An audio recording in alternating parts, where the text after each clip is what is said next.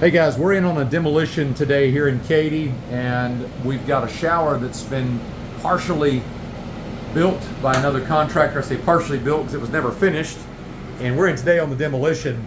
Some interesting things we found that I'll point out to you, and the very first is that you see the red for the shower floor.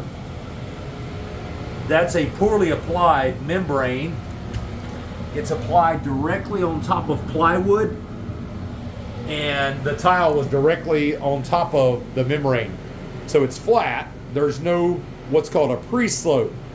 So in tile shower construction, the ultimate bottom waterproof layer has got to be sloped to the drain. That prevents water from literally sitting on a flat surface, which will cause other issues over time. But we've torn this out, and we can see here there was damage. The shower was never finished, but it still leaked somehow. So we're sort of trying to diagnose that as we're doing our demolition.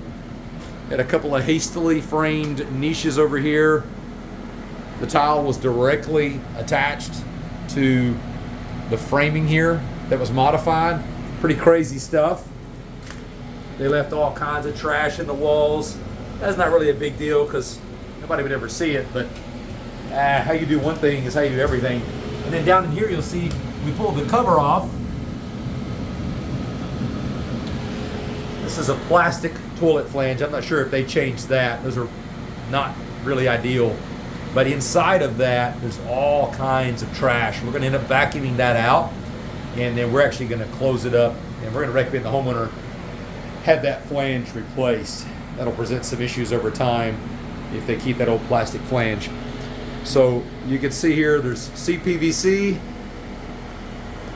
Only issue here, aside from the fact that they cut all of the 2x6 out except for an inch, no additional support to help transfer that stud's load, is up here. This is called the elbow. You can see it actually moves. There's a break right here. So over time, that could also present an issue. So you never want to install broken fittings or leave a project with broken fittings. We're going to redo all this. We're going to redo the entire drain. This drain is also full of trash, like the toilet drain. We're going to pre-slope properly here. Actually, we're using a shower base, but we're going to make sure that everything's done properly, done to code, and tested. So a lot of this is going to have to be just totally rebuilt. We're going to have to redo some framing here. Not a big deal because our team does that every day. But this is a real disaster. So this is what happens when you hire a standard contractor to perform a bathroom remodel. Bathrooms are very special projects.